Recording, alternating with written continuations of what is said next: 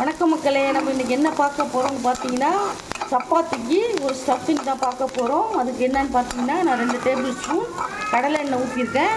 அதில் 1 ஸ்பூன் கடுகு, 1 ஸ்பூன் சீரகம், 1 ஸ்பூன் சோம்பு, ஒரு பெரிய வெங்காயம் அரிஞ்சு போட்டு நல்லா பொடிசாக போட்டு நல்லா கண்ணாடி பதம் நல்லா அது மாதிரி வதக்கிக்கோங்க. பாருங்கள், நல்லா வதங்கிருச்சு. அடுத்து அந்த தக்காளியை பேஸ்ட் அரைச்சி வச்சுருக்கேன், அதையும் போட்டுக்கலாம். அதையும் நல்லா வதக்கிக்கலாம். நல்லா பச்சை வாசனை போகிற அளவுக்கு வதக்கிக்கோங்க. இஞ்சி பூண்டு எதுவுமே தேவையில்லை. ரொம்ப ரொம்ப சூப்பராக இருக்கும். தக்காளி நல்லா வதங்கிருச்சு. அடுத்தது ஒரு கேரட் அதையும் சீவி வச்சுருக்கேன், போட்டுக்கலாம். அதையும் வதக்கிக்கலாம். எல்லாமே இதில் 3/4 வேக்காடு வந்துடணும், அந்த மாதிரி வதக்கிக்கணும். நான் சப்பாத்தி மாவு எப்படி பிசைறதுங்கிறத ஆல்ரெடி நான் ஒரு வீடியோ போட்டிருக்கேன், பார்த்து தெரிஞ்சுக்கோங்க. இப்போ நான் ஒரு 1/2 கிலோ கோதுமை மாவை பிசைஞ்சு 1 டேபிள் ஸ்பூன் எண்ணெய் போட்டு உப்பு போட்டு பிசைஞ்சு 10 நிமிஷம் நான் மூடி வச்சுருக்கிறேன். இது எப்படி நான் சப்பாத்தி செய்யறதுங்க உங்களுக்கு காட்டுறேன்.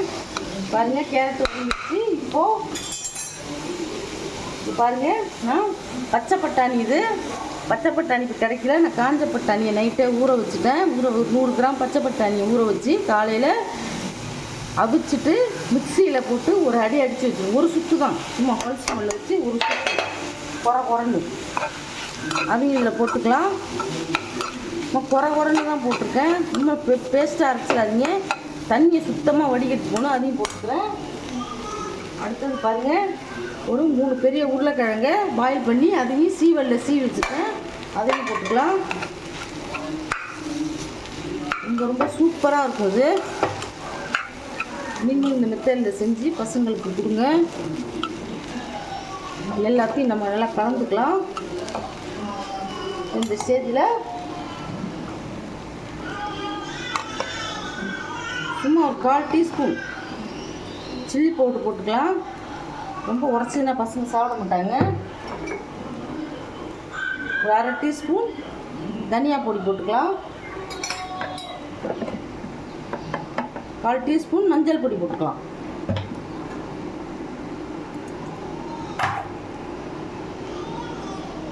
இப்போ பாருங்க, அதுக்கு தேவையான உப்பு போட்டுக்கலாம்.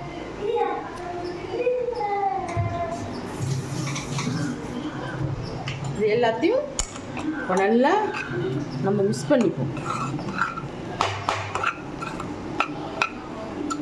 ரொம்ப ரொம்ப அருமையாக இருக்கும். பாருங்கள், இப்போ ஸ்டஃபிங் ரெடி ஆகிடுச்சு.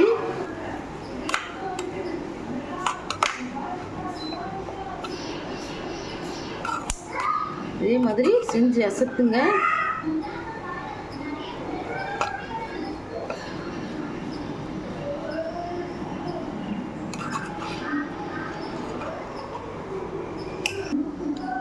இப்போ பாருங்கள், நான் 1/2 கிலோ கோதுமை மாவில் இது நான் வீட்டில் வாங்கி காய வச்சு அரைச்ச மாவு தான். இப்போ பாருங்கள் எவ்வளோ சாஃப்டாக இருக்குது பாருங்கள். நான் 10 நிமிஷம் பிசைஞ்சு ஊற வச்சுருக்கிறேன்.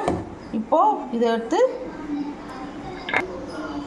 பாருங்கள், இந்த மாதிரி சப்பாத்தியை ரொம்பவும் நைஸாகவும் இல்லாமல் ரொம்ப திக்காகவும் இல்லாமல் கொஞ்சம் மீடியமாக போட்டுக்கோங்க.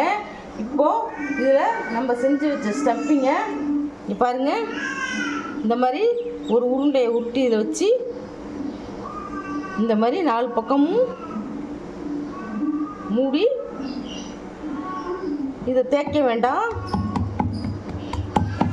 ஏன்னா மாவு ரொம்ப கெட்டியாக பிசையாமல் கொஞ்சம் தளர பிசைஞ்சிக்கோங்க. நீங்கள் நெய் போட்டு கூட பிசைஞ்சிக்கலாம்.